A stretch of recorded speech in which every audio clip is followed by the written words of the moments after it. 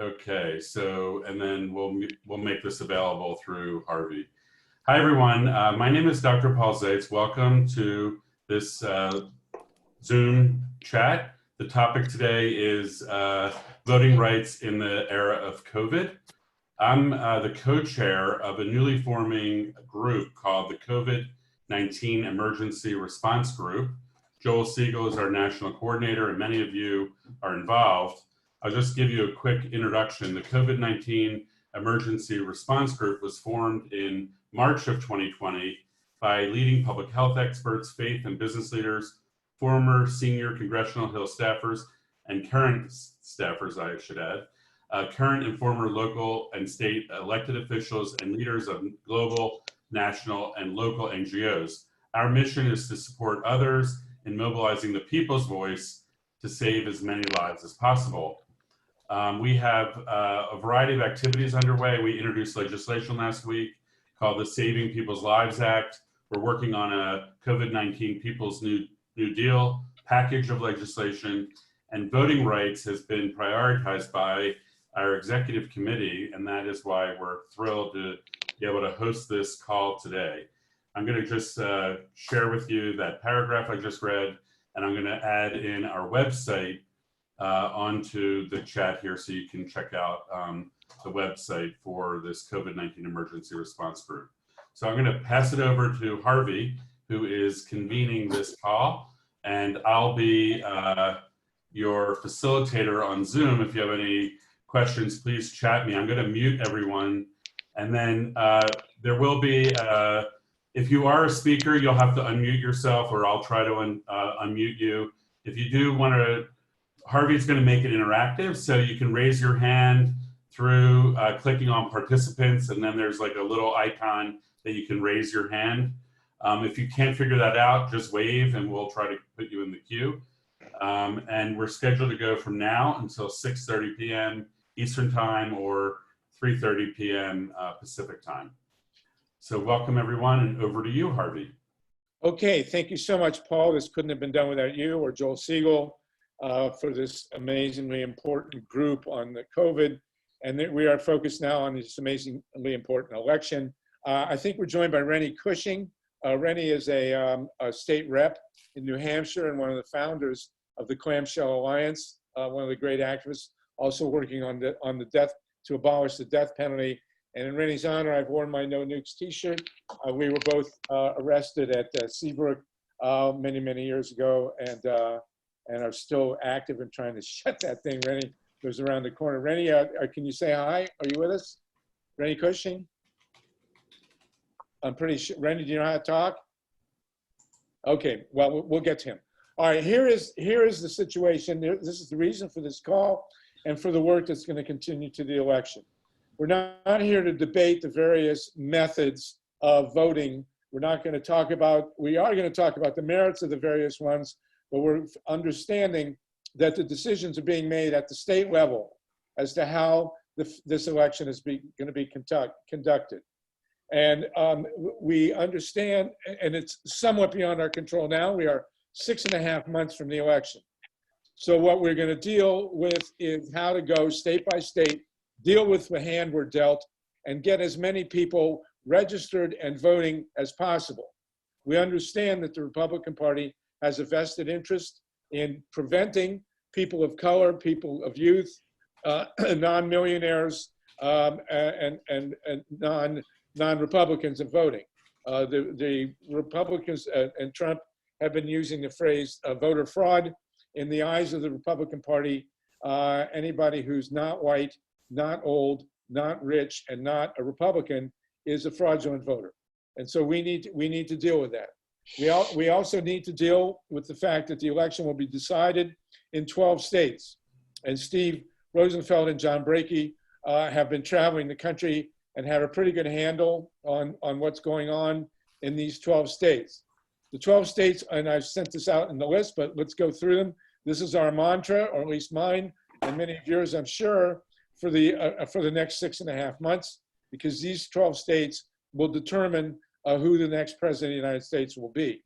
We start with Minnesota. Minnesota has a split legislature and a Democratic governor. And please correct me if I get any of these wrong. Wisconsin, as we've just seen, and this is one of the inspirations for this call, was the Wisconsin election could not have been more mangled than it was deliberately by the Republican legislature. And I want to put in a footnote here that we're dealing with a number of Republican legislatures that are extremely reactionary. And they are the product of the 2010 gerrymandering that was done with the red map. And I have a chapter on this in my History of the United States. Be glad to send it to anybody. But the gerrymandering was established in 2010 by the Koch brothers that knew exactly what they're doing. And many of these legislatures that we're dealing with, which are extremely difficult, are gerrymandered legislatures. The one in Wisconsin, the overall vote for state reps in Wisconsin was 55% for the Democrats, and the legislature, the lower house, is 2/3 Republicans. And that's standard. That's in Ohio, Michigan, Pennsylvania, and other states that are key, Florida. So Wisconsin is a swing state. We were completely screwed on how the election was conducted, and yet the liberal candidate for Supreme Court won by 160,000 votes. 8 times as many votes she won by as Trump did illegitimately in 2016. So this gives us hope, and this is one of the inspirations for why we're proceeding with this strategy. Michigan has a gerrymandered Republican legislature, but a Democratic governor. We did not, Michigan, of course, went to Trump by 10,000 votes. We know it was fraudulent, and we know that the Democrats did not challenge it. That's one of the reasons we're doing this independent of the Democratic Party. Ohio has a gerrymandered legislature and a Republican governor. He's not a Trumpite, Mike DeWine, and the Secretary of State is also a Republican, but actually a reasonable human being, and has favored mailing out ballots to, and Bob Petrakis will tell us about this, to all voters in Ohio, absentee. And that's one of the things we're striving for, is to get absentee ballots or vote by mail ballots sent to everyone who's registered. Pennsylvania has a Republican legislature and a Democratic governor. That didn't do us any good in 2016. We also had a Democratic governor in 2016. The state went to Trump illegitimately by 80,000 votes, and we got no help from the Democrats. New Hampshire has a Democrat legislature and a Republican governor, and Rennie Cushing hopefully will be able to tell us more about that. He's a state rep, as I mentioned. North Carolina has a Republican legislature and a horrendous legislature, but a Democratic governor. We have great people on the ground in North Carolina, Jennifer Roberts, who's gonna be one of our speakers, and Joel Siegel, also one of our speakers. And they represent the goal, one of the major goals here, which is to establish strong voter protection organizations in each one of these states. So that, this is a national network, but we're gonna win this. This is gonna be decided state by state, and it requires strong leadership in each individual state with a central location for strategizing and for resources, especially informational resources. This is probably going to have to all be done by volunteers, but any money we get will be gratefully accepted. But we are hoping not only to have strong state-by-state organizations, but also every county. There's 3,500 counties in the United States. I don't know how many counties in the 12 states that we're focusing on, but we need at least one a very competent, committed, and aggressive election protection person in each county in these 12 states, plus additional 6 that I'll mention.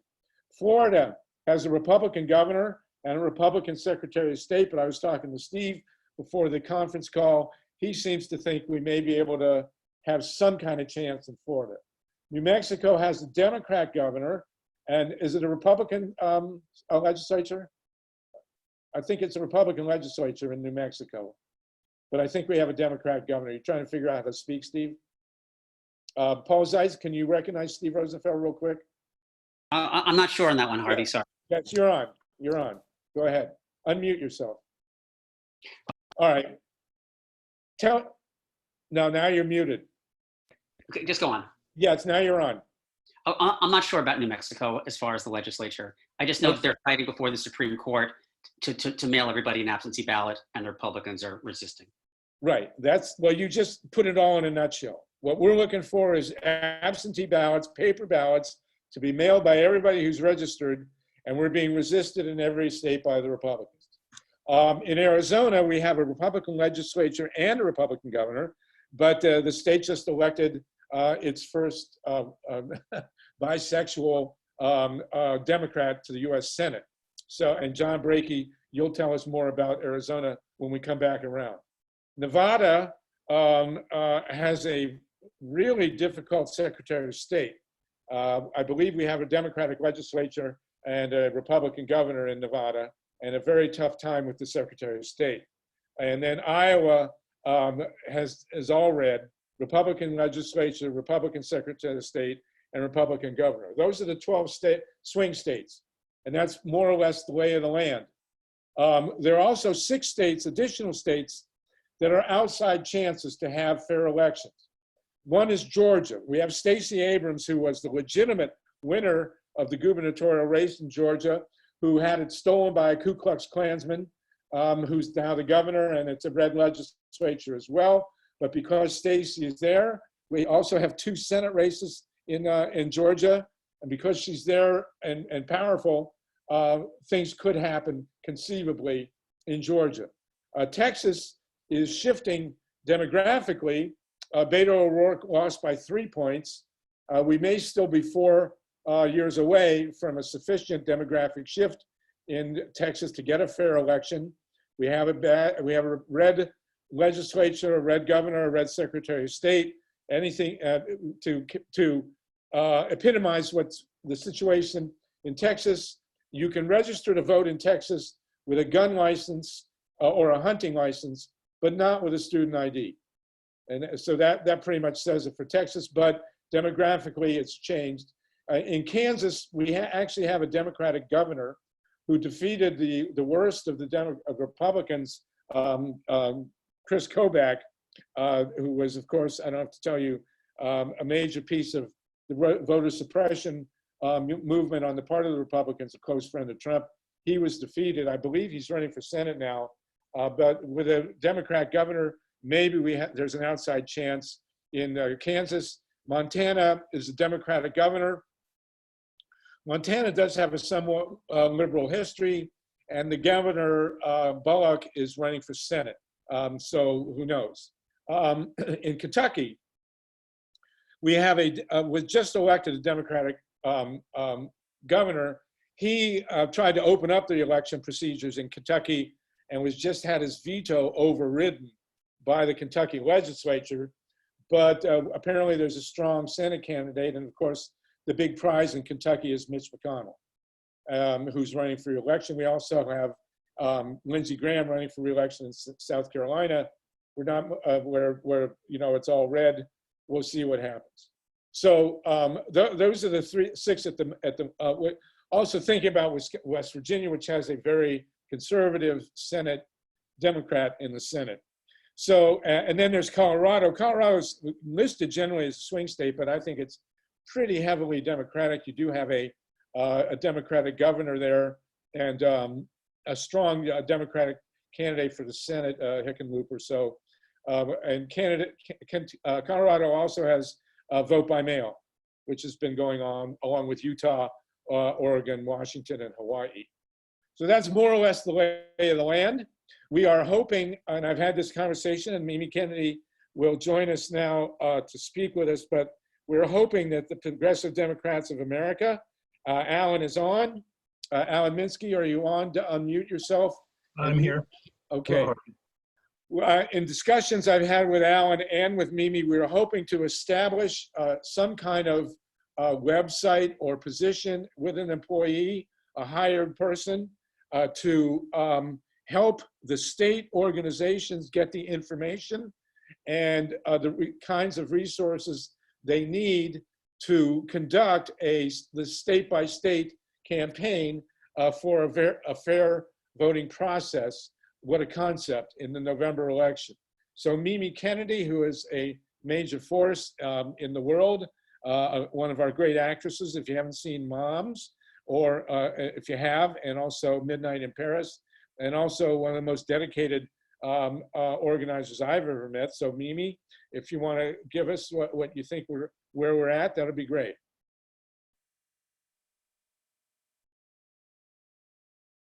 Sir, Yes. am I you're good. unmuted? Yeah. Okay, great.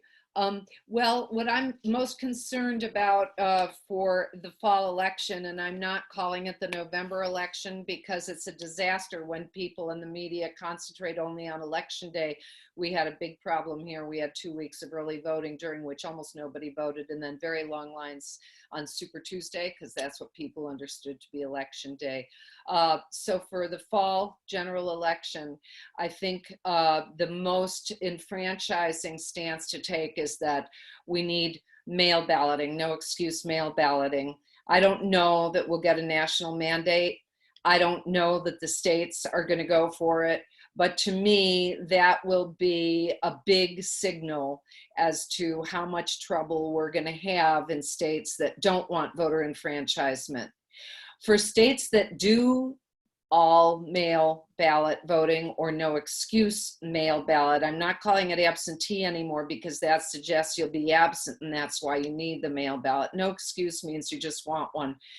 In LA, they're going to send everyone a mail ballot because we had so many in-person problems that the Secretary of State required us to all have mail ballots.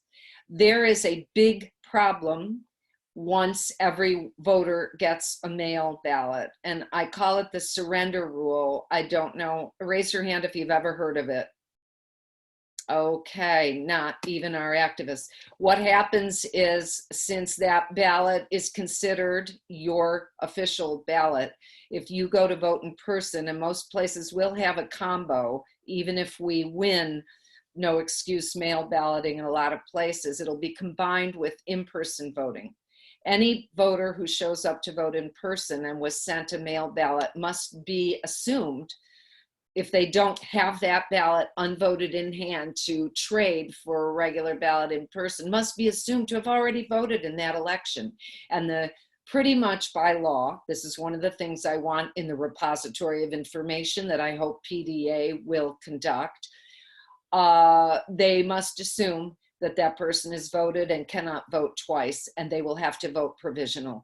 So there is a nexus coming up between wider voter enfranchisement and tricks to suppress the vote at the polls. So that's something I really want to watch, since I think righteously the full court press is on to get no excuse mail balloting, because we don't know what COVID will look like in November or in the fall. And it doesn't matter what we think it might look like, or even if we say we know. We must plan for a shelter in place election rather than a suspended election. And that means no excuse mail voting. At least the best planning we can do requires that we press for no excuse mail balloting for the fall election.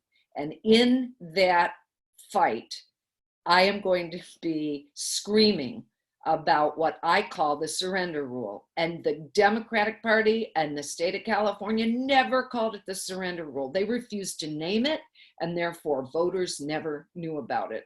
Every time I worked the polls, about 10% of my voters were disenfranchised and gone to provisional by not having an unvoted mail ballot to surrender. And it's going to be 10 times worse in counties and states that send everybody a no excuse mail ballot. I want that. But then as an activist, I want to be fully devoted to looking up their state election code, highlighting the state laws around the difference between mail voting and voting in person and what the rules are, and making sure that our activists educate all the voters about that. Otherwise, we're going to have a blizzard of provisionals, and that'll be the way that the election is stolen. So that's what I want to say. And just to finish off, Emily Levy, I know you're here, and she has a website she's just started called scrutineers.org. She's already into connecting activists nationwide, but I think PDA can have its own membership page on that website. And I picture that being the repository where a dedicated researcher will put the simple criteria that I've already spoken of, a link to the hot link to the election code, a highlight of all the mail ballot rules versus in-person voting, and hopefully whether the states and the counties have a combo. I'm sure they all will by the fall.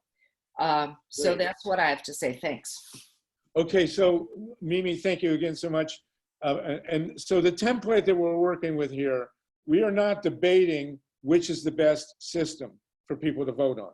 As I say, we're being handed a deck of cards. We're gonna have to scrutinize this deck and make sure that everybody in each individual state, especially in the swing states, understands what they're up against. Greg Palast has a book out now about that focuses on the shortcomings of vote by mail. And we know that there are tremendous problems with vote by mail. On the other hand, you know, it's the worst system there is, but except for all the others. And so it is a portal into more paper ballots, which is what we want. But nonetheless, whatever the state is dealing with, that's what we're going to have the information about. And Mimi, you know, we'll have to do a definitive document on the problems with vote by mail and how we get around them in each individual state. And we're hoping, and we have Alan Minsky here, is the executive director of Progressive Democrats of America. Alan, we're hoping to lodge some kind of web resource for the various state organizations to be able to find out exactly what they're up against. This is Alan Minsky of KPFK and now Progressive Democrats of America. Thanks, Harvey. I do think having maybe a co-hosted website would be great if Emily already has a site up and running. Emily, if you could put into the chat or tell us, because I see your hands raised to speak next, the name of the website for all of us. Yeah, I just put it into the chat and I'm happy to tell you about it. It's scrutineers.org. And it's a site that has been going since January, and it's a membership site that's a combination of tool sets that are available for organizations that want to join as organizational members, and discussion boards, and we're in the process of creating trainings for new volunteers who are trying to get up to speed on the issues. We're a nonpartisan organization, and we exist primarily to elevate and amplify the work that's being done by organizations, to provide some tools, and we have events in there, we have all sorts of resources in there and more all the time. We also just spearheaded the creation of a statement about the importance of paying attention to election security as the nation moves to not online voting, to more vote by mail. And that includes that we think everybody needs to have the option to drop their ballot off in person. That letter has been sent to thousands of local election officials around the country and is available for people to use as a starting point for a conversation with their own election officials. I'll put the link to the letter in the chat, but also say it in case this ends up rebroadcast anywhere. It's bit.ly.com, B-I-T-L-Y. I'm sorry, that's wrong. It's tiny URL, TINYURL.com/elections-COVID-19, and COVID-19 is all one word. So again, I'll put that into the chat. I'm happy to talk with any of you about what the resources are that we can provide for your organizations, or to talk more about that here if you'd like. Yeah, and if I could just chime in for a second, Harvey, I think actually having a kind of partnership there is good. I think when we're dealing with something that is ostensibly politically neutral, like supporting honest elections, having a name Progressive Democrats of America is probably not going to do very well when petitioning Republicans. So having a partner without a partisan name will be a good thing, and other partners without partisan names too, as much of the movement as we can build. But certainly PDA, we obviously need to take a leadership role on this. As long as nobody else is doing it adequately, we have to step up and do it. And I think I'll be working with Harvey and Mimi to try to raise the funds to get a designated person hired, and then to mobilize the National Progressive Movement, which we're very coordinated with. to support this fully. And then also coordinate with the non-progressives and everybody across the board to build support for this. Because, you know, we understand the political battle we're going to face. It's as clear as day right now who the major adversaries are going to be. And they control one house of Congress, the federal government, and I think what about slight majority still of the legislatures and governorships? There are 30, I believe there are 30 Republican legislatures, state legislatures. I just got texted that the New Mexico legislature is split. There is a Democratic governor. I think there's a Republican secretary of state. There's 46 Democrats and 24 Republicans in the House, 26 Democrats and 16 Republicans. No, so I guess New Mexico has a Democratic legislature as well. So you're right, and what we're about here is voting rights. What our goal is to have very strong state-by-state organizations, at least in the swing states that will decide the presidency, and at least one strong election protection activist in every county, at least in those swing states. And then for PDA and Emily's groups and others, whoever want to do this, to have a place where people can go for definitive information on how we can protect the election in each individual state. We are at the half hour. I just want to note, this is a national call for all you radio listeners on through the COVID-19 emergency response group. This is the discussion on voting rights and how to protect the voting rights of the American people in the fall election. And we are not discussing at this point advocacy for various methods. We're discussing the real logistics of dealing with the realities on the ground in every one of these states. I do want to now, Alan, do you have more, please? No, good. Take it away, Harvey. Okay, I want to go in a couple of instances. I want to talk very quickly with people from New Hampshire, Ohio, North Carolina, Arizona, and then Steve Rosenfeld will give us an overview. If you don't mind, we do have a state rep on the line, Rennie Cushing from New Hampshire. Can you jump in, Rennie? Can you unmute yourself? Maybe turn on your camera. Am I unmuted? You are. You need to shave, but otherwise you're good. Listen, you know, it's sheltering in place, Sluggo. Yeah, I know. In New Hampshire, one good thing about New Hampshire is that we do have paper ballots. We just had our legislative session is in kind of put on hold. The governor has an emergency declaration, which gives him substantial powers. The governor last session vetoed a bill that would have had, no fault voting, not absentee. Also, we had an important victory 3 weeks ago when a state court threw out a bill that had been passed 2 years ago that was a voter suppression bill that would have made it much more difficult for young people to vote, which we're holding on to as a victory.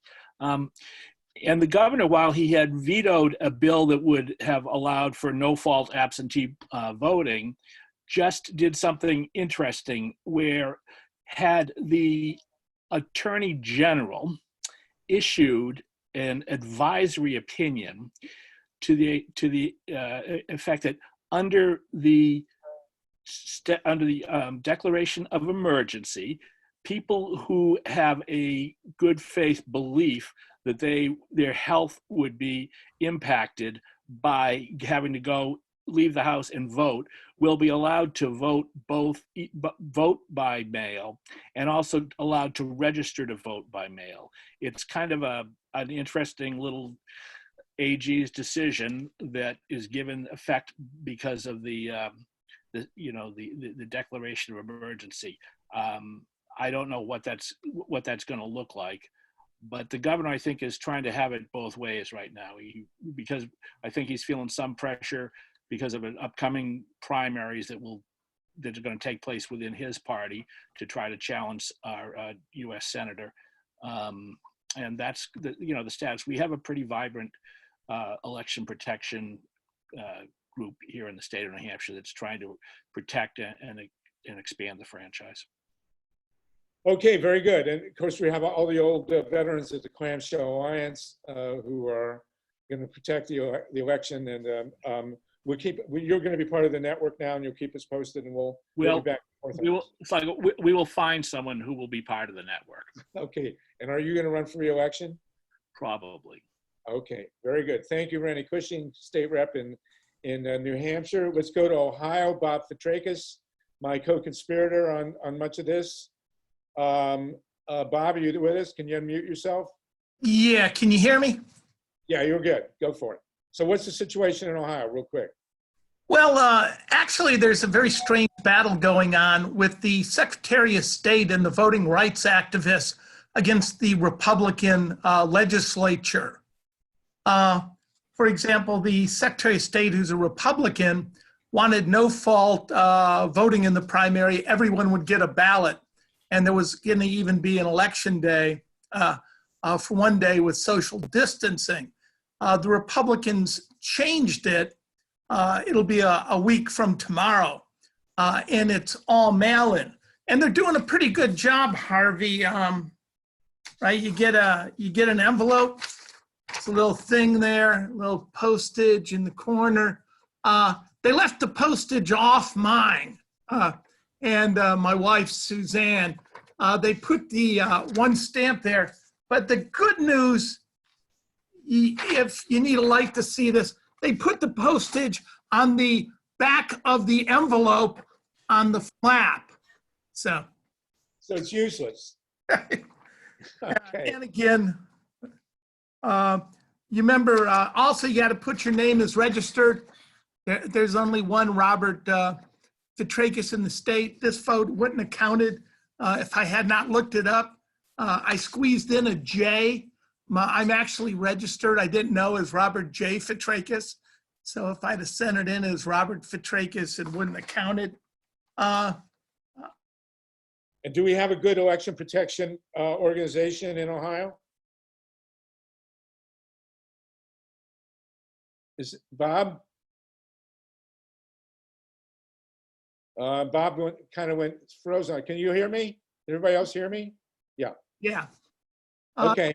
This is the one warning you if your inside ballot isn't sealed totally and properly, it won't be counted inside the sealed ballot.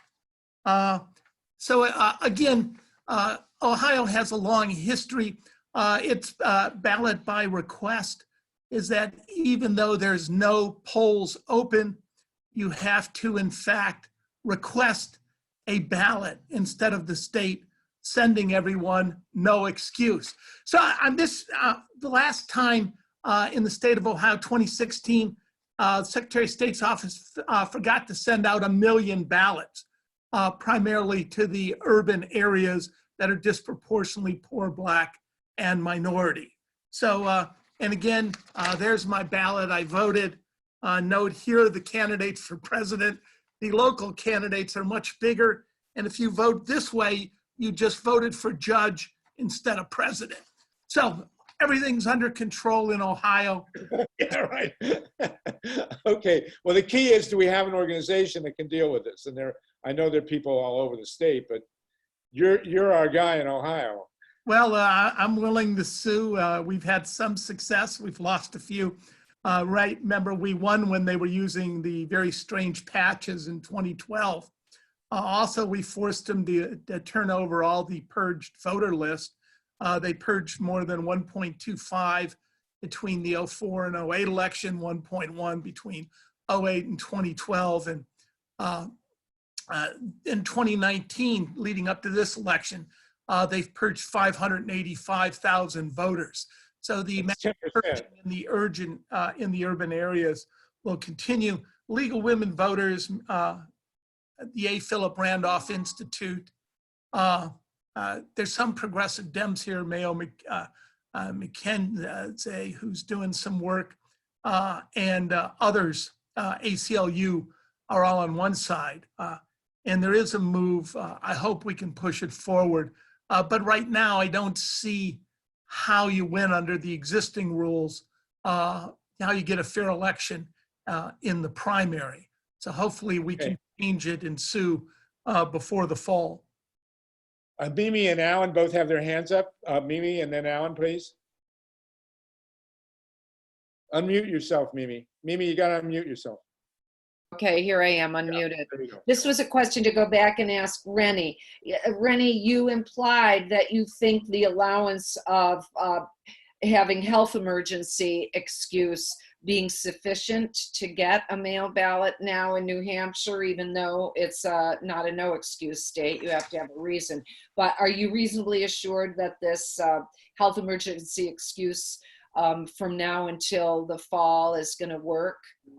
So, I'm not reasonably sure of anything that Governor Sununu does, but I will say that, you know, that it has gone through the motion of having the Attorney General write an opinion. The Secretary of State has agreed with the opinion. The Secretary of State has said, as a matter of policy, it will direct all, you know, town clerks, city clerks, and registrars to just accept an application to register or an application for an absentee ballot in writing, without having to have the person come there and produce the regular you know, forms of identification that they demand. It's also interesting, one of the things that the governor did that I'm not sure how it's going to play out is that the executive order it's waived, you know, it's waived the right to know law. It's also waived the requirements for notarial acts. Someone will be able to get you know, an affidavit, justice of the peace, a notarial act done online, you know, that an affidavit, or you know, that they can just take it. They don't have to appear before somebody to take it. They'll take an email signature. This is all new stuff that we're all trying to go through. You know, what constitutes a meeting, and how you can do what constitutes voting. But it's somewhat controversial in some ways. Some people were going to criticize Sununu for being a little too lax on allowing anybody to vote, and so he's going to get some blowback from you know, from some of the more reactionary photos. I think it's interesting how he has positioned himself on this, because he's still in a non-emergency situation, you know, vetoes all the other progressive enfranchisement or franchise legislation. But for now, this is what he's doing. We'll see what happens till the next 6 months. Alan Minsky, did you have your hand up? Or Mimi, did you want to add more? Mimi? Only when you have a situation like that and they do allow no excuse or health excuse vote by mail, I always worry when the Republicans go ahead and allow something that they've already figured out that they can deal downriver. They can stop it, or further, you know, further downstream. But thanks. That's what I would look for if I were an activist in New Hampshire. And I will tell you right now, we're trying to figure out, you know, the legislature is still in session. We have bills that have been sent to and veto. We're not actually meeting, but we're still, our rules have been suspended. We're trying to figure out what happens, how we're going to call ourselves back in and send legislation to it. Right now, the governor, quite frankly, likes the fact that he can do whatever he wants, whenever he wants, without having to consult with the legislature. And the Speaker, the Senate President, the Chair of Finance were just in court today suing, you know, bringing a lawsuit to the governor because he refuses to run any of the CARES Act funds past the legislative, you know, approval. He's just really likes having all this emergency power. It's scary. Like the guy in the White House. Alan Minsky, did you want to say something? Yeah, a couple questions for Bob. So first off, what is the vote counting calendar look like in this election? So you just have to get your mail-in ballot postmarked by Tuesday the 28th. Is that correct, Bob? It's postmarked by the 27th. Postmarked by the 27th, so that'll be Monday. Okay. And the other big battle was there was an attempt to open it up for registering up to 30 days prior. So when they set the new date, they also didn't allow for people to register for the new date. Right, because it got moved up. And then so on the 28th, is there any way to vote? You can drop your ballot off at places? No. So the deadline's really the 27th. We just get the results on the 28th. Well, there is some talk that you may be able to turn it in at the BOE, but there's no clear agreement on that. Yeah, isn't that pretty crazy? I mean, Americans are pretty conditioned to think their election days are on Tuesdays. You know? So, and it's got to be postmarked. And again, it's hard to keep track. When they put the postage on the back, they called it a workaround, whatever that meant. They you know, and that was Franklin County, which is run by the Dems. There also is a huge battle going on between the Bernie forces, the progressive forces in Franklin County, where I ran into a lot of problems with the mail-in ballot. Right. There's a progressive candidate running for Congress in Columbus. Yeah, Morgan Harper. How's her campaign looking? It was looking much better when Bernie was involved and there was normal voting. Right. The Democratic Party is spending a ton of money on mailing samplers, you know. Right. Commercials on COVID put out by Rep. Beatty. So one of the reasons we're going state by state here is A, these states are important, and B, a lot of the issues that are being raised in these states are going to come up in the other states as well. That's what we're trying to do, is build a comprehensive knowledge base here. Steve Rosenfeld, you had your hand, and then we'll go to Jennifer and Joel. Yeah, so there's a couple trends here to point out that really apply to more than one state. And for example, what we're talking about right now, this Attorney General opinion in New Hampshire, it's an open question in a lot of states whether this is just going to apply to the primary or an election this summer or the general, and that has not been decided. The U.S. Supreme Court ruled in favor of the Republicans in Wisconsin because it said the legislature passed legislation, and that seems to be the high standard. So in New Hampshire, if other states and many legislatures are adjourned or suspended, if they pass legislation, that seems to be the thing that will be most enforced by the federal courts. Interestingly enough, the Democrats have seized on one aspect of the US Supreme Court's decision in Wisconsin, which says that you could have a ballot counted if it's postmarked by election day if it arrives 7 days later. And they put that into other lawsuits that they have since filed, and we'll see where that goes. So the other thing I just would say, but I'll go right back to you, is Ohio is going to be as big a disaster as Wisconsin, for some of the reasons that Bob has discussed, and because the state is not used to voting en masse, all by mail, and because there's been a lack of planning. So we'll see what follows from that. So you're going to have Wisconsin and Ohio coming up with a lot of people trying to vote in person because that's what they're used to. And I've heard this from a lot of people. So I'll leave it right there. But I was just trying to say that, you know, when we talk about these precedents, they're really, the question is, are they only going to apply for the primary? Are they going to apply for other elections this summer? Are they going to apply for the general? And it's really state by state, and we really don't know. And the most we know is what has come through the federal courts as they affirm state Supreme Courts. That's all I'm saying. Thank you. Okay, good. Thank you. And again, we're doing this state by state in several states, but much of what we're hearing from Ohio, North Carolina, New Hampshire is going to be coming at us in other states. And we just need to accumulate this knowledge. So Jennifer Roberts and Joel Siegel, you're in North Carolina, another critical state. What's going on there? So North Carolina has the dubious distinction of being the center of election fraud. Last year when we had the 9th Congressional District, which actually the Republicans collected absentee ballots in an incorrect way, where they had a poll worker signing as a witness for like 200 ballots, and they had campaign workers picking up ballots from people's homes saying they were official county representatives. So that election got thrown out, and now we had a second election, and now we have Dan Bishop, who is one of the most conservative people I know, who's representing the 9th District.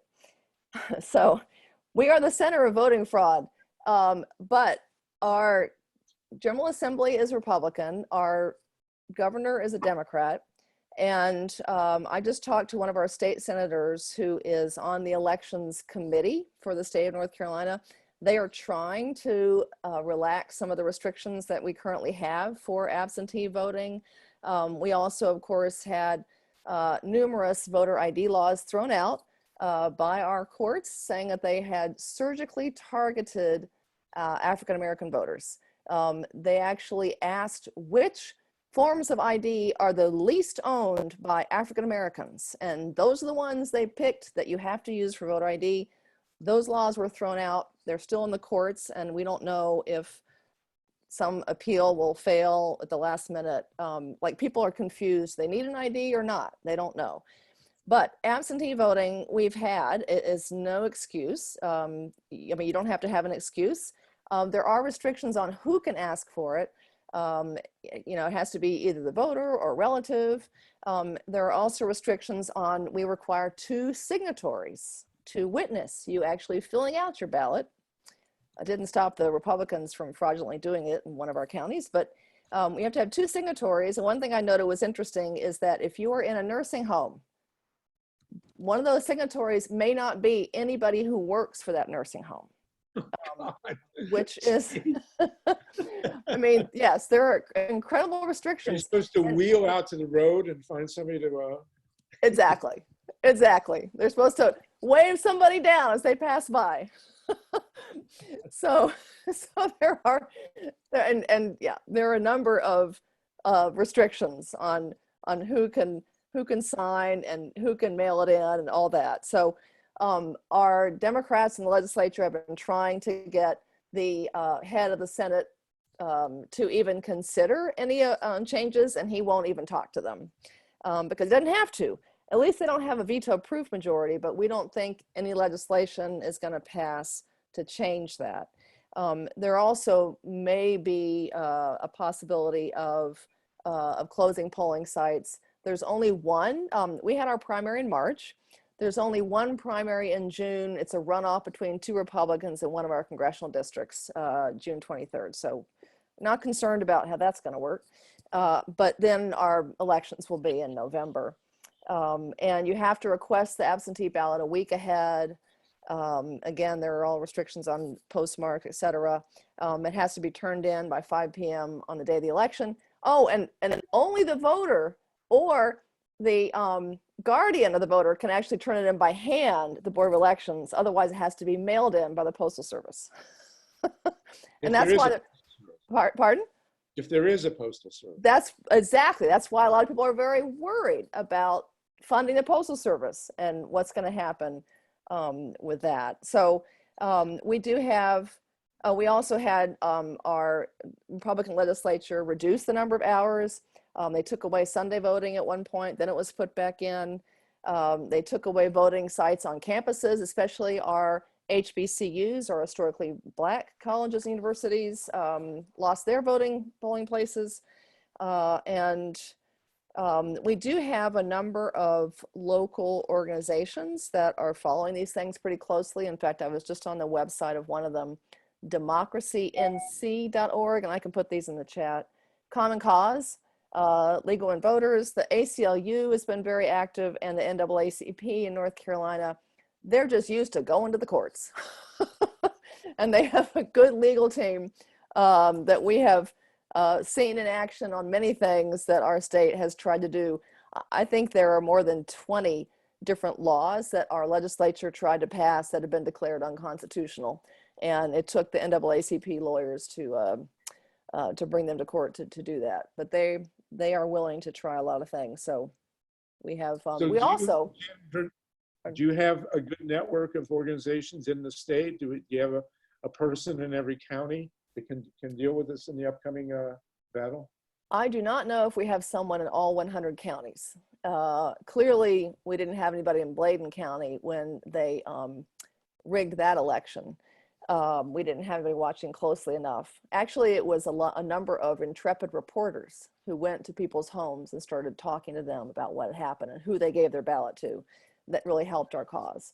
But we need to work on that. 100 counties is a lot. I know that there are people making phone calls. There are a lot of folks who are concerned about it. We have a Senate race. Tom Tillis, who is also completely behind Trump, is being challenged by I think he's an Army veteran, Cal Cunningham, who has a lot of good support and a lot of good fundraising going on. So we will be definitely a state in play. And we're also having a National Voter Summit in August. It might end up being virtual. I'll let Joel talk a little bit about the National Voting Summit, Voter Rights Summit that we're going to have, to give Joel a chance to say something. Okay, Joel Siegel, you're also in Charlotte. You are a co-convener of the COVID-19 emergency response group, of which this is kind of a subset. What else can you tell us about North Carolina, and then quickly about the upcoming summit? Joel Siegel, are you there? Got to unmute yourself, Joel. Yeah. Hi, Harvey. Okay. Thank you for bringing us all together. Is Keenan Keller still on the line from the U.S. Congress? He's the lead counsel for the. Yeah, I see Keenan's iPad listed here. Yes. Yeah. No, I'm still here, Joel. Just want to make sure, because what you have to say is very important. So you want to go ahead and unmute Keenan, and you can participate here with Joel, please. Yeah. First, I just want to make sure to put this in context that Mimi Kennedy, Von Petrakis, Harvey Wasserman, and Keenan Keller were very much involved in Mr. Conyers' first very historical hearing in Congress on voter suppression in Ohio. And if it wasn't for Keenan, there would have never been any hearing whatsoever. He's an unsung hero of fighting voter suppression, and now working for Jerome Nadler, since Mr. Conyers is no longer in the Congress. Keenan going forward is going to be extremely important in terms of getting us people that he knows all across the country. He has an extensive network that works to fight voter suppression. Just very briefly, in terms of North Carolina, I just want to say that this is ground zero for voter suppression, as the most progressive mayor in the state who just spoke, Jennifer Roberts from Charlotte, said. One of the some of the frightening things that are happening here is January 8th, 2019, 576,534 people were purged from the voting rolls. Now, this was done in a 1-week period during the holidays. Now, that's never happened before. Usually they purged for several weeks, but never in 1 week. The second thing that we need to be concerned with is an organization. I'm sure many of you are familiar with them. They're called Judicial Watch.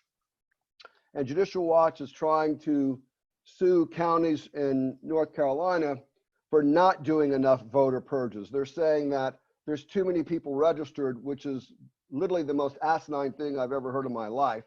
And they are, I think, another AstroTurf organization, probably from the far right wing of the Republican Party, probably funded by the Koch brothers. And they're, you know, but they're actually very powerful, and they need to be checked. And I think there should be a congressional hearing in the House on this organization, because they're doing this all over the country, but you don't see any press about them, which is really troublesome when an organization is being actively pursuing purging, millions of voters. So I believe Steve has his hand up. Steve, unmute yourself. Yeah. I would just say this about you. I've covered these guys, and I've covered True the Vote before, and they're after press. They sue in a lot of rinky-dink jurisdictions, and there's something to be said for not giving them a podium, just strategically, because the part of this is also that the RNC is freed from that consent decree in New Jersey, so this is going to be the first election where they're going to be legally allowed to use voter suppression tactics, and that's a big fear principle that's out there, and it's going to get into a lot of the emails that we all get. And the truth is, and I've talked to people about this has never stopped the RNC from doing any of this nasty stuff that they've been doing for a long time. And we tend to sometimes blow these things up disproportionately and give them bigger podiums than they actually deserve based on their true impact. So I'm just saying we should watch this, but let's just be a little careful on that. I haven't written about that one yet, but I have really been tracking this. So just All saying. right, we'll look for your piece. I should note, this is at the half hour again. This is a national conference call on voter rights and voter suppression, and how the people who believe in democracy tied in with the COVID-19 Emergency Response Organization are going to be dealing with voter suppression state by state in the upcoming presidential election. We have representatives from around the country. We will probably do this again next week. If you're hearing this on the radio, you can email me directly, Harvey Wasserman, solartopia@gmail. Rennie Cushing, State Rep of New Hampshire, you want to jump in here? Rennie, are you on mute? Yes, Sluggo, I was actually trying. I can't figure out how to post the Attorney General's opinion, but what he does is, in the essence, is our current law provides for absentee ballots because an individual has a disability. He has taken the order of because of the COVID-19 crisis and said that that is a disability. The existence of the order to shelter in place, basically it's a broad finding that you have a disability in the pandemic that would prohibit you from going to the polls, to exposing yourself to becoming, to getting COVID-19. And it's also, it covers specifically the primary, the municipal elections, the primary and the general election in the fall. Okay, that's important information. Again, we're going state by state in key states with key people to lay out the issues in those states, understanding that many of them will repeat in the other states. Keenan, can we hear from you and from what's happening? Well, just chime in, tell us quickly who you are and then the floor is yours. Hi, I'm Keenan Keller. I'm with the House Judiciary Committee. And it's been a very informative call so far, having a breakdown on a state-by-state basis. But one of the things to remember is that there is a pretty serious dividing line between Republicans and Democrats with respect to who has what kind of authority with respect to creating a rule structure for federal elections. We've done a lot of work in Congress on the basis of the 13th, 14th, and 15th Amendment. We've done less in the Elections Clause. And since the 2000 election, we tried to work through the EAC to actually put a greater amount of resources out to the states. But this has been very much a piecemeal effort. And what the COVID crisis has done, just like in our healthcare industry, is to expose the weaknesses in our federal election systems. And this is going to come out on a state-by-state basis. In HR 6379, leadership, that was the first Democratic leadership COVID legislation, there was a provision dealing with elections within the thousands and thousands of pages of the bill. And they focused on vote by mail standards, the whole idea of vote by mail by demand, including postage, 15 days of early voting, same-day voting registration, and a provision that we got in there dealing with risk-limiting audits. And that's actually one of the things that, as we're going through this process, that you also should pay attention to, is we need to utilize the crisis to actually also focus on the fact that there are election security issues that are going to come up anyway and have been debated over the last 4 years. But because vote by mail is going to create a new kind of challenge on the security side of things, that you want to have risk-limiting audits as a condition of receiving all of this federal money to ensure that we are getting the proper kinds of returns. Risk-limiting audits are not expensive. They also don't require a lot of time And so those who are obsessed with the whole idea that we have to certify election results as soon as we can on election day, that this can actually happen within that time frame. One of the things that's also going to come up is that the civil rights advocacy organizations have asked for up to an additional $4 billion to support the elections. And with that amount of money that is potentially on the table, we need to make sure that everyone is saying to Congress, you cannot release all of this money without strings. All of these issues that you raised on this call really come down to monitoring and enforcement and insurance of infrastructure. There's also a hidden piece in all of this. Some of you have raised it, but it's something that's actually worth continuing to talk about, is voter education about these changed practices, about early voting, about mail-in voting. Because if we actually are not successful in getting more transparency around national standards, people are going to have to be very, very clear about what these rules are, what a surrender rule is, what the name requirements are, what the certification requirements are, who can witness your ballots.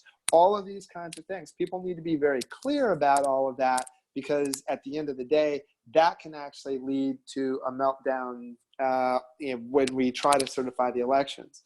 The last thing that I would actually say in all of this is, as we are marching toward a greater penetration of mail-in ballots in the process, we also need to pay attention to whether our infrastructure is going to be adequate to actually handle mail-in ballots, the paper, the warehouses. All of these kinds of things need to be lined up. Otherwise, again, we're going to march toward a process that can have a whole series of unintended consequences. From the judiciary, and that's actually one of the key things. It's all about, do we have enough machines to actually count all the paper ballots? How modern are they? Do they work? Do we have enough? Do we have access to paper? Is our supply chain going to be interrupted because of COVID? All of these kinds of issues are going to be critical to our ability to have a successful, fall election. And we need to make sure that everybody focuses on that. Excellent. Is there any chance we can get a congressional hearing on this? Congressman Nadler actually came to Ohio after Bob and I did all the writing on the 2004 election. And so we could use a hearing. I believe, between Chairman Nadler, Chairman Cohen of the Constitution Subcommittee, Chairman Fudge of the House Administration Elections Subcommittee, you can count on the fact that as soon as we are able to get up and get moving and have actual hearings, that we will definitely do so. We want to look at the enforcement issues that came out of Wisconsin. The fact that the Purcell rule is potentially a get out of jail free card on protests around late breaking election changes. Those are the kinds of things that we need to make sure that we stay on top of. And as must-pass legislation is going through, that again, we get away from this whole notion of no strings attached, money to states and localities for these elections. Very good. Okay, thank you so much. Does anyone have anything quickly for Keenan? And then Joel will go to you, and then John Brakey. Okay, Keenan, thank you so much. This is Jennifer Tanner. Can you hear me? Yeah. I didn't know how to. Secure Elections, someone named Lulu has a letter that lists all of the things that we need to put in to get some strings attached so we don't have what happened in 2002. I was just trying to post it. I can follow up with you, Keenan, but that is the number one thing we do have to have, is strings attached to that money. I totally agree. Yes, and Lulu Friestadt should have been on this call, but we'll have her next week. I do want to do this again next week. Paul, I hope you're able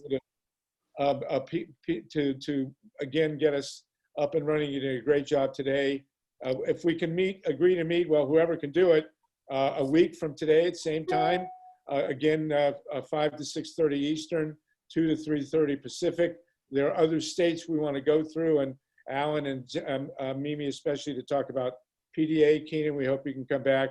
We hope everybody can come back next week. This is going to have to be an ongoing process. I mean, we're hearing terrifying stuff, and I'm sure it's going all over the country. Paul, are you able to do this again next week? Yes, of course. Yes, Harvey. Okay, wonderful. Excellent. So we actually only have another 19 minutes. Joel Siegel, can you continue and finish up, and then we'll go to John Brakey in Arizona. Can you hear me okay, Harvey? Yeah, you're good. So Jennifer was talking about it's the National Protecting America's Vote, our march to the Ballot Box Summit. That's April the 5th and 6th here in Charlotte, North Carolina. And this really came about with a conversation with Jesse Jackson, Barbara Unwine, the executive director of the Transformative Justice Coalition. And the idea is to bring in leading voting rights activists, both election protection in terms of the machines, getting people out to vote, registration, people who've been fighting gerrymandering, people who've been fighting voter suppression. But instead of being siloed, have like a fusion voting rights movement. We're expecting 300 to 400 people. This is an historical summit. I don't think there's ever been anything quite like this. The idea is to come up with a unified strategy to combat, voter suppression. If we're going to have a chance of fighting back the right wing, this very, very well-funded movement, then of course we're going to have to be well-funded. You can't have a part-time movement and expect, real success. We're going to have paid organizers and all the different states that you were referring to if we're going to organize an effort to seriously combat voter suppression and ramp up voter registration. Because what Stacey Abrams did, and now this summit in Charlotte is nonpartisan. Stacey Abrams' group is partisan in Georgia, but where she's been highly successful, where they had tremendous amount of purges, she went ahead and increased the registration to mitigate the purges. And there needs to be literally an organization in every state where there is, voter suppression like hers in terms of, she has millions of dollars that she got from Bloomberg, but we have to get the funding. If there's any people like Tom Steyer, I think could fund an operation like this. I think Bloomberg is already funding it. That's a topic of conversation that we as organizers must have. How are we going to fund this movement? What's our strategy? What's our message? Thanks. Okay, so our strategy is to go state by state and to get these organizations in place, have a central informational and hopefully organizing through a center, through a PDA. We hope this meeting can happen, but we got to remember that it's only 6 months, 6.5 months, that's all. We're not talking about building a long-term movement here. We're talking about saving the November election. Mimi Kennedy has her hand up, and then we'll go to John Brakey. Mimi? Thank you, Joel, for that. Sure. I just asked Keenan privately, but I was just going to bring up, I hope in the national legislation, there's no push for internet voting. I'm holding my breath, and I don't want anybody to sneak in there. Thank you, Keenan. That's all I need to know. And then Joel, I would just say that obviously it's becoming clear to me. I've been asking people to check their registration, take a screenshot if it's there. Of course, the very people that are getting purged might not have online access, and they don't have computers and iPads. So the other thing I think needs to be encouraged, PDA will do it in what we're trying to do, but people, we need human beings doing it. And under COVID, I don't know how much we can get going, but we need volunteers to go with their iPads and their hotspots around to people to check their registrations for people who don't have online stuff.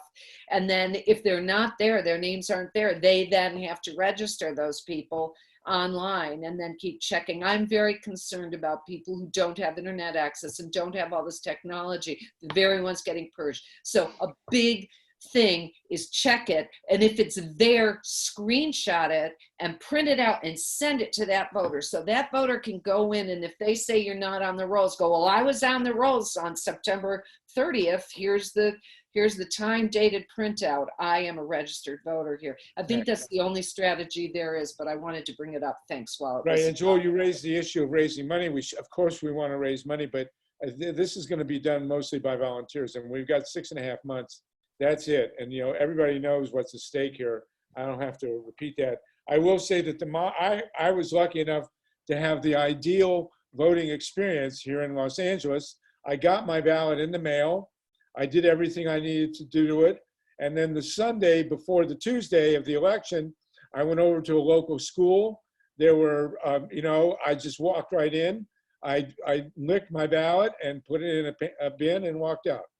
And it took me 10 minutes. And that is what I think in general we're shooting for.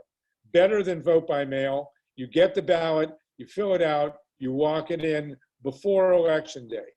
If that's what we can, and I think, like we've had souls to the polls, which is going to go away in vote by mail, but that people need to take advantage of early voting, do the early education and get it done. Okay, we're down to 13 minutes. John Brakey, I want to ask you about two things. Keenan mentioned the counting of the ballots. If we do vote by mail, how are the ballots going to be counted? But first, will you please tell us what's going on in Arizona, real quick?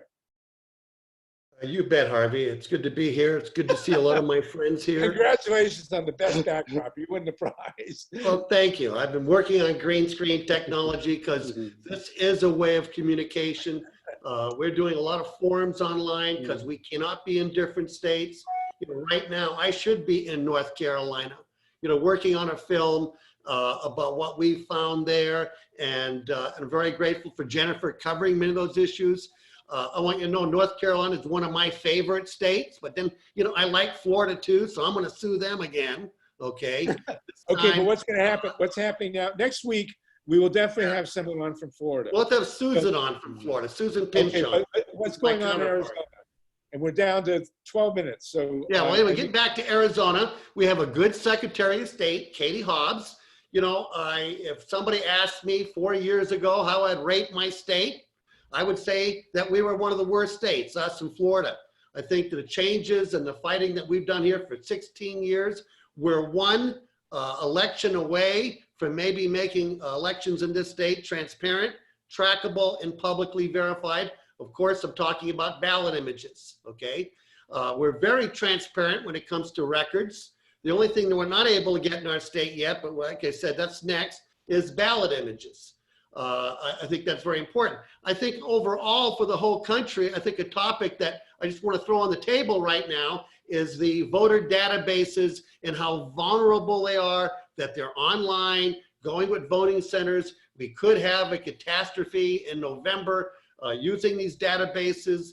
Half of the money spent in the Help America Vote Act was aimed at these voter databases. By 2006, they knew if you liked anchovies on your pizza. In today's age, when you put that envelope in the, when you put that ballot in the envelope and it goes through a Pitney Bowl machine, there's a good chance that they know how you're going to vote anyway on that envelope because of the technology that they're using and how really micro-targeting is a big effect. In closing of some of my remarks, I just want to say with Emily Levy is that I'm a big supporter of scrutineers. We're a special team. And when I go into a state, we teach of all the problems in elections. But we're a special team and we hear public records. We'll do mandamuses and things like that. But it's important that we support Emily and use this organization as a teaching platform and sharing people who follow Audit USA or other groups that we can interlock somehow and defeat this thing, because it's very hard to do without money. And that's where what Joe Siegel brought up is a very important part. We've been successful raising a little money. So right now, the states I'm in that we're committed to is Florida, North Carolina, Michigan, Arizona, Virginia. We think that we're one step away there too. And we're playing around in Tennessee because of Benny Smith, and what the heck is going on there is just incredible what we're uncovering and where it leads. Other than that, I took enough time. Well, listen, you did great. Thank you so much. So what we need to do now, you are deeply involved in the voter, in the imaging, the ballot imaging. And next week, I think we need to go, we can't, if we open it up now, we'll go forever. We have to end by 3:30. So next week, I want to fold, if we can, if everybody's agreeable, we'll have a full discussion of exactly how the ballots are going to be counted when they come in. Keenan raised this, how the ballots going to be counted when they come in. And Steve has mentioned also, you know, we vote by mail has a lot of attractive features. It has a lot of drawbacks, but we need to really understand, especially in these 12 states, what's going to happen when the ballots come back in. How are they going to be counted? What's the chain of custody? And again, we're not going to be disputing this between ourselves. We want to lay out the template for everybody who's working in these states to know what's coming at them. I mean, it's all great to have these great paper ballots coming in, but if there's no warehouse, and if we're not clear on how they're going to be counted, it's going to be a fiasco. Okay? We also will discuss, there are people who do support internet voting. I did not want to raise it in this phone call, but we'll have a section to discuss it because I assume it's going to come up in some states. Maybe not, but we at least we can't ignore the fact that it exists and it's an issue. The other thing the other big thing that we really need to deal with is the purging of the voter rolls. Almost the same number of people were purged in North Carolina as in Ohio. And it's about 10%, which is obviously enough to decide any election. So the question is, will we be able, state by state, to have organizations? My understanding is that voter rolls are public records. Can we get the voter rolls? Can we find out who's been purged?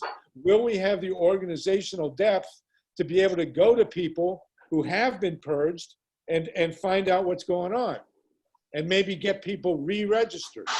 And again, we're going to have short time frames for that. But that's a huge deal. That's actually one of the issues that needs to be addressed in this whole sort of stream of money going out and late-breaking voting changes. Because in theory, Congress could condition money to address the whole issue of the timing of purges, given the fact that we have these declarations of emergency under COVID. So so I wouldn't say that you should give that up. And similarly, there has to be an issue of, we have to address the issue of enforcement around late-breaking voting changes, because we can actually even theoretically decide what a late-breaking voting change is as a matter of federal law under a national emergency. You could, in theory, create a different structure 60 to 90 days before Election Day that freezes changes around something like purging, or to the extent that a purge needs to be done, you could actually create an accelerated right to injunctive relief to address those kinds of things. So there's a lot potentially more on the table around these issues, around these rules, than we think. And we shouldn't necessarily take it as gospel that they're going to be able to go forward in this way. In some of these areas where we've been trying to get laws passed, we've been unsuccessful because Republicans have opposed it because it's part of their whole voter suppression bag of tactics. But there's a way now to actually take that off the table. Whoa. Well, that's important information. I hope you'll be with us next week. We did not hear from Minnesota, Michigan, Pennsylvania, Florida, New Mexico, Iowa, Nevada. So people can find people that just join us next week from those states. And then we want to continue, as I say, with the issue of how the votes are going to be counted and what we're going to do about the registration rolls, the voter rolls, which are being stripped, as we know. And that is an absolutely huge issue. We're definitely talking about 10% of the vote, at least. And there has got to be a way to contact people who've been stripped and get them back in. So does anyone else have anything else to say? We have 5 minutes left. Who'd have thought we'd come in ahead of schedule here? Steve, Steve Rosenfeld, you had some other state-by-state stuff to throw in. Yeah, let me just mention a couple of resources. Since as a reporter, I'm really looking for who's got the best and most up-to-date information, and that we all can sort of draw on. So the place that seems to have the most detailed, best state-by-state summaries is Ballotpedia. I can send these links around, and they have the day-by-day changes, whether they're executive orders or any of that stuff. So then, if you want to actually look at some of the numbers on why there are rejected ballots and things like that, the EAC has their 2018 Overview of Election Administration Report. And there, just for example, Mimi brought this up, the surrender rule. 35% of absentee ballots were rejected in the 2018 cycle for an other reason, which includes the surrender rule. It also includes missing IDs or not having witness signatures. 27% because it wasn't received on time, that's the mail. Or non-matching signatures, 16%. No signatures, 13%. So that's out there. The only other thing I would mention, I would leave this I would mention this to Keenan, is this. The days between election day and certification, as it's required in state law, really, really vary. And they're not going to be enough in a lot of places because people are going to be voting provisionally. They're not going to trust that the mail goes in. And then in some places, you're going to have these crazy stuff where they're only going to have one in-person option per county. That's the litigation in Nevada right now. One in-person site for Las Vegas. And that's for this upcoming primary. But check this out, like, you know, Alabama, 10 days, Florida, 12 days, Georgia, 6 days, Kansas, 3 days, Michigan, 14 days, Minnesota, 24, North Carolina, 10, New Hampshire, 5, New Mexico, 3. These are not realistic. And those all came from a Brennan Center report, which I could send you if you want. So what that means is they're not gonna get it done in time.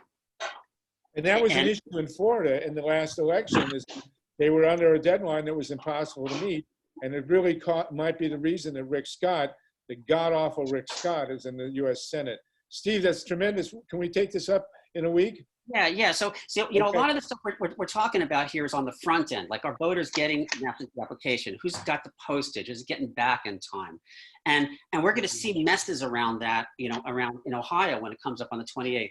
But when it moved to the counting, and Harvey Brownstone actually put out this thing on an email listserv that was insanely great with the level of detail. It's almost overwhelming. These are the kinds of things where all of a sudden we're going to see the nickel and diming and disqualifying. And we should just not overlook that, because that is the finish line and the race to it. So I'll just leave it there. Well, we're at the finish line. Fantastic stuff.